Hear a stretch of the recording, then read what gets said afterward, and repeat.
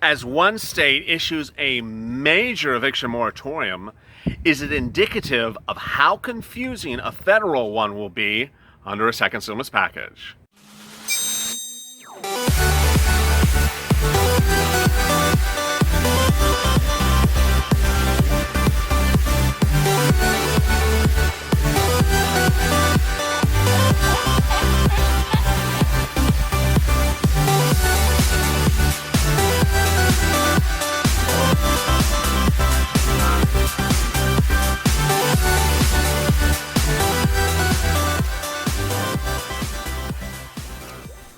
Hey, good afternoon, everybody. This is LALATE. Hope you're good and safe. This is Afternoons LA that starts every day at 3:30 with a check, then goes to hazard pay, then FPUC, and then finally rent eviction. Boy, exciting, confusing, and a lot of wow news today about eviction moratoriums as one of the country's biggest states delivered a whopper of an eviction moratorium agreement literally in the last 48 hours, and it is insanely confusing.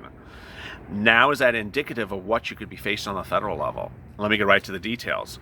An eviction moratorium will be approved in the second stimulus package. I mean, all day today and all day yesterday, I've been reporting that the second stimulus package is coming. It's coming right away with your check, with FPUC, with hazard pay. But how about an eviction moratorium, and what would it look like? Well, it's very interesting as we sit here today and we wonder what Nancy Pelosi's her focus is, whether it's the children or if it's anything other than children.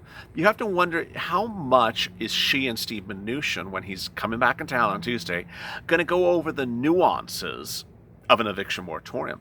Is it simply going to be so simple as you can't evict anyone to January of next year? Or is it going to be incredibly complicated? Here are a few things to think about. One, if a federal eviction moratorium is instituted in the second stimulus package, which it will it trump, override anything that a state does? Yes, unless it says it doesn't. It's likely that all these states that are now peddling different versions of eviction moratoriums will be overridden by a very clean, simple bill. The question is whether Nancy wants to do something very simple. The HEROES Act is simple in its version. Steve Mnuchin, Mark Meadows, Larry Kudlow, all these people, Preet Navarro, all of them in the Trump administration, in the Congress, they want an eviction moratorium. But what type of eviction moratorium? I've never done this video until today. Remember back in the day when I used to say, this video? I've never done this video until today, which is what type of eviction moratorium are you going to get? Are there different types, LA? Yes, there are. Until you could see what happened in the last 48 hours here in California, you would never have envisioned a type of convoluted, confusing, what the hell, realm of confusion, mishmash, smorgasbord of words, word salad of an eviction moratorium bill until you saw this one. And I'm looking at it and I was like, here's a personal note. I was going to read from an extra cell phone on set what it says because I literally cannot follow it. It's just so complicated. But I thought, okay, you know what? I'm just going to summarize it for viewers because it's insanely confusing. And the reason why this is so important is this could potentially happen with Nancy and Steve. When we're talking about eviction moratorium, there's so many strange things are at play. One, why has the president not done a standalone executive order? He tried to do one, he didn't do it. Why does he still not do it? We don't know. Two, why is the president not doing an eviction moratorium? Is it because he has banks in his back pocket? Is it because he has landlords in his back pocket? When you look at the eviction moratorium fights, state by state, there are tenants on one side and landlords and banks on the other side. What do I say banks? These are the ones that are trying to foreclose on the property. These are people who are asking for the mortgages to be foreclosed upon. When we do an eviction moratorium, we're referring to two things. Eviction moratorium, you can't be evicted from an apartment or a house that you rent, but also mortgage forbearance. You can't be foreclosed upon by the bank. I mean, that part's simple. That's the simple part of this video. The confusing part is the following from the purple shirt guy.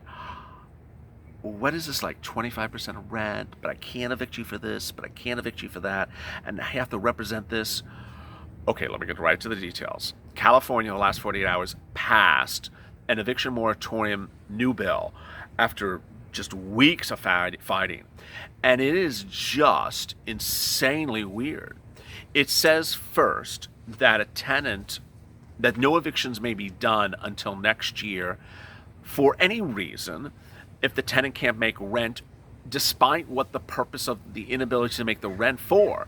So they took COVID-19 out of the picture and just said, hey, if you can't make rent and you say you can't make the rent, then we won't have you evicted.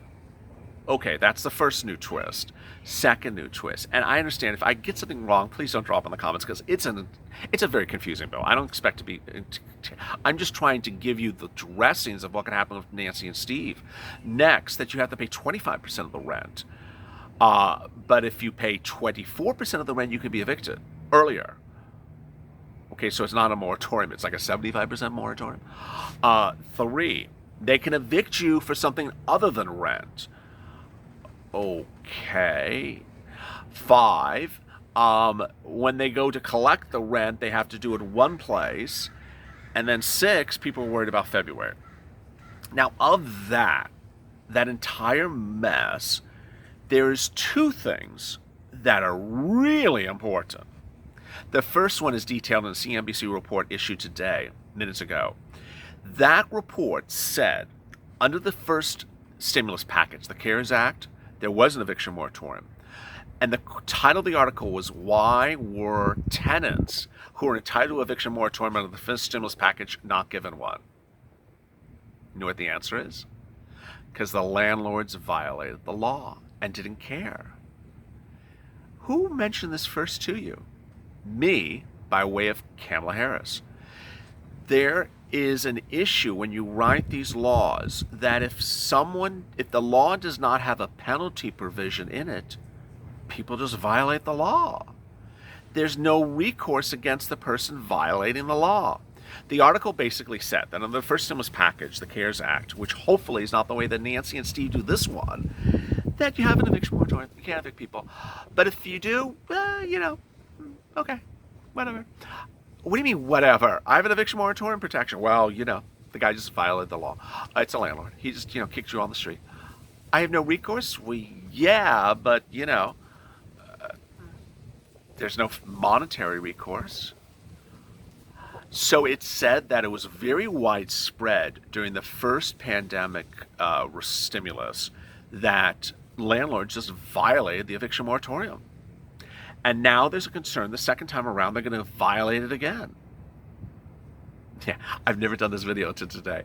This is just like, it's a Saturday. I was not ready for this. I was just, sipping my tea on the morning porch and listening to, old reruns of Dukes of Hazzard, and suddenly I hear this. Oh my goodness. Kamala Harris, VP nominee for Joe Biden, said this is a problem, and she wrote a bill specifically about this. What did negative Nancy do? Nothing. Did numbers Nancy look at? No. Did petty Pelosi get petty about it? Yeah, she didn't give it time of day. Harris said that there's a big problem when you talk about eviction moratorium. You have to have protection. You have to have penalty clauses. You have to ensure that there's both a civil penalty and maybe a criminal penalty against the landlord they violated.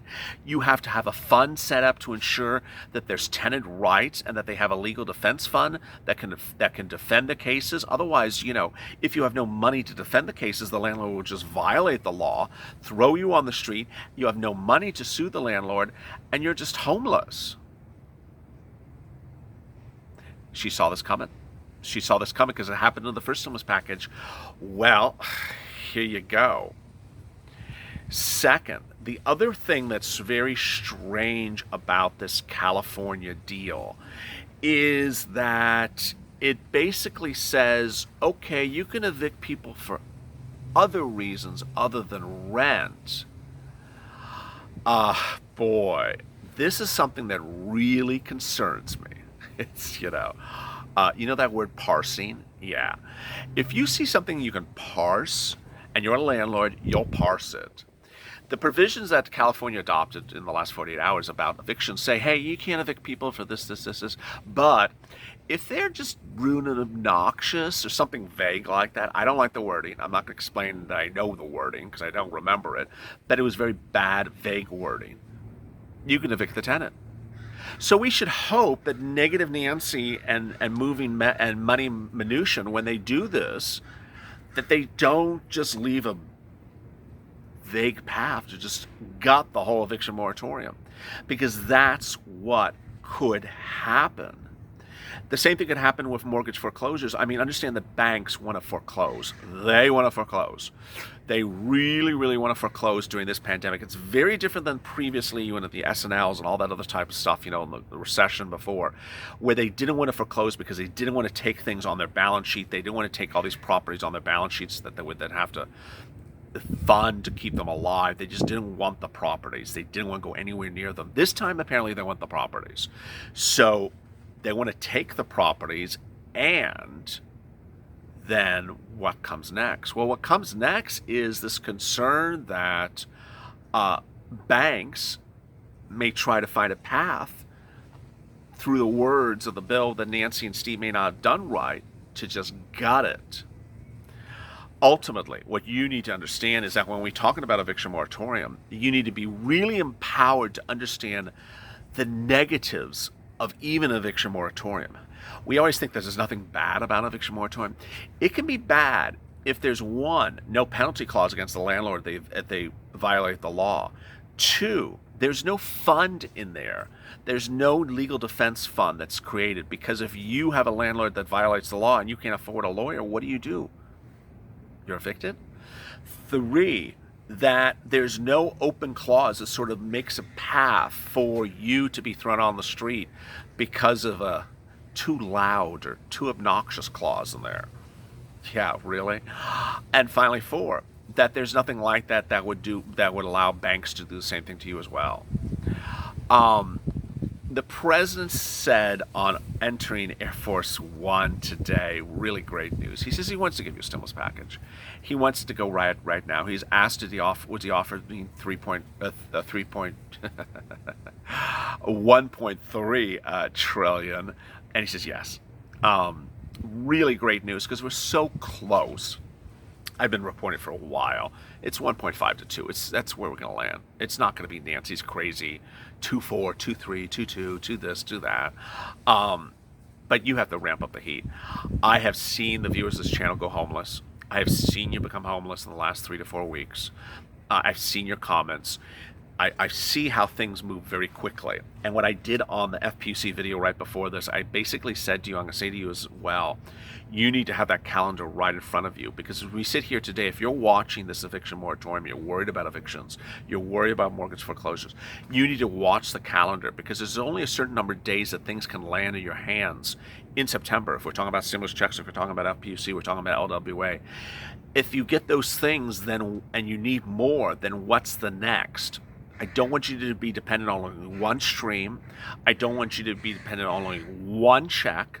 I don't want you to think that your life is dependent upon that one check, and if it doesn't land on a Friday, you're homeless on a Saturday. You can't do that. Your hands cannot be you cannot put your life in the hands of politicians. It's unfortunate that, there are other people out there doing stimulus in May, stimulus in April, stimulus in, like early June. I came in here late in the discussion, even though I was doing other stuff at the time. When we started in April, I was doing EIDL and PUN and all that type of stuff.